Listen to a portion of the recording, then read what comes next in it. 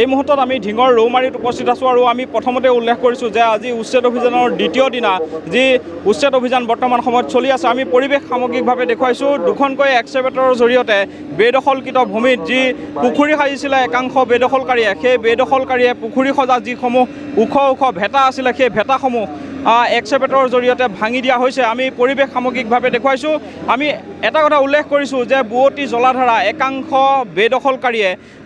যি ভূমি বেদখল কৰি মৎস্য পালনৰ বাবে বৃহৎ বৃহৎ বান্ধ সৃষ্টি কৰি বুৱতী জলাধাৰাত বান্ধ সৃষ্টি কৰি তেওঁলোকে যি মৎস্য পালনৰ বাবে যি পুখুৰী সাজিছিলে সেই পুখুৰীৰ বান্ধসমূহ বৰ্তমান সময়ত ভাঙি দিয়া হৈছে আৰু এই বান্ধ ভাঙি দিয়াৰ পিছতেই কিন্তু ৰাইজ উৎফুল্লিত হৈ পৰিছে কাৰণ 12খনকৈ গাঁৱত যি কৃত্ৰিম বানৰ কবলত পৰে বিশেষকৈ গুৰুজনাৰ জন্মস্থানতো কৃত্ৰিম বানৰ কবলত পৰা পৰিলক্ষিত হয় আৰু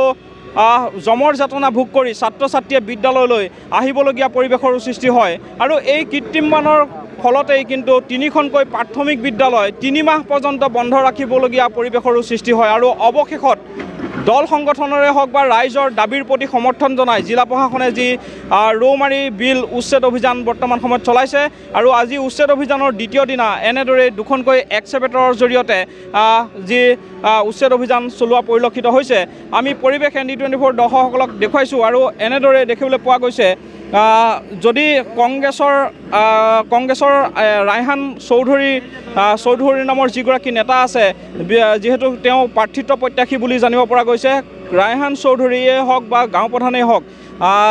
তেওঁলোকৰ দখলতো কিন্তু এই চৰকাৰী ভূমি আছে বুলি ইতিমধ্যে ৰাইজে অভিযোগ উত্থাপিত কৰিছে আমাৰ লগত চক্ৰ বিষয়াগৰাকী আছে আমি জানিবলৈ বিচাৰিম যেহেতু উচ্ছেদ অভিযান চলোৱা হৈছে 30টাৰ পৰা 35টা ফিচাৰী আমাৰ উচ্ছেদ কৰা হ'ব আৰু যোৱাকালি নিয়াৰলি 60টা ফিচাৰী কৰা হৈছে আৰু সম্পূৰ্ণ হ'লে কিমানখিনি ফিচাৰী যাব সম্পূৰ্ণ যেতিয়া আমাৰ 20 তাৰিখলৈ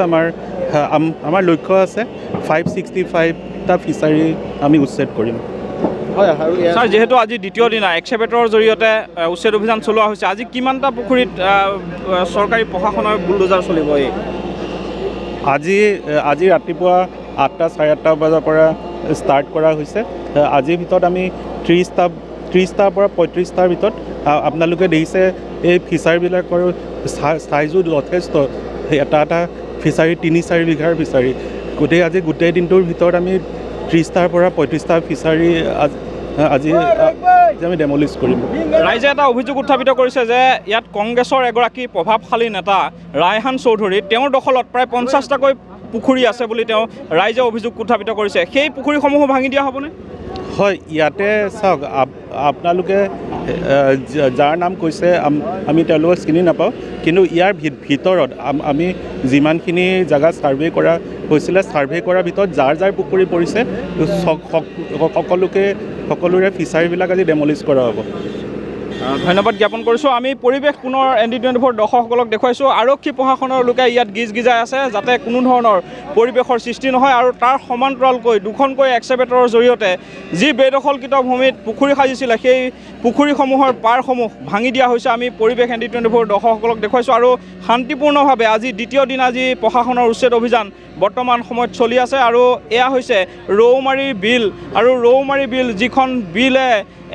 এটা সময়ত যি আচলতে সোণোৱালী যি পথাৰৰ যি পৰিৱেশ সেই পৰিৱেশ আচলতে ঘূৰাই আনিছিলে কিন্তু বৰ্তমান সময়ত বেদখলকাৰীৰ কবলত পৰাৰ ফলতেই কিন্তু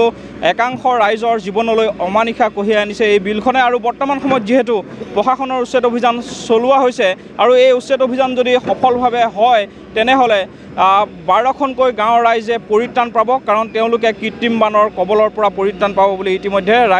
ৰাইজে মত প্ৰকাশ কৰিছে আৰু এনেদৰে দেখিবলৈ পোৱা গৈছে আজি দ্বিতীয় দিনাও দেখিবলৈ পোৱা গৈছে প্ৰশাসনৰ যি উচ্ছেদ অভিযান শান্তিপূৰ্ণভাৱে বৰ্তমান সময়লৈকে চলি থকা পৰিলক্ষিত হৈছে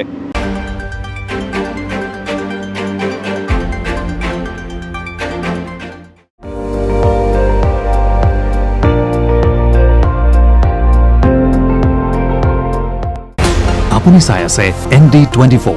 সৰ্বশ্ৰেষ্ঠ নহয় সৰ্বোত্তমৰ দৌৰ